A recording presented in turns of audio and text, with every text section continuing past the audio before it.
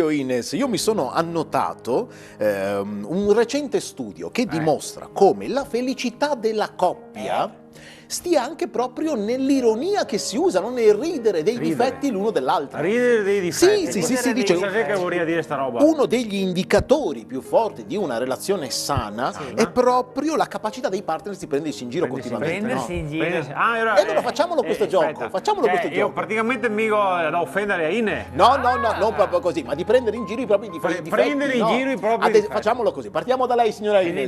battute. Dica una battuta sui difetti di Duilio. Come in giro fai un difetto? Lo prende in giro. Duilio. Te sei talmente ebete che una volta all'esame della patente hai gridito arresti la macchina e io cacciavo i carabinieri. Bella questa battuta bellissima. No, è una battuta, è successo per davvero.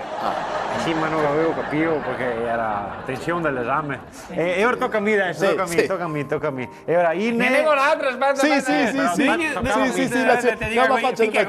Duilio. Te sei talmente onto che una volta siamo andati al mare sulla pineta e così passai uno e era pineta.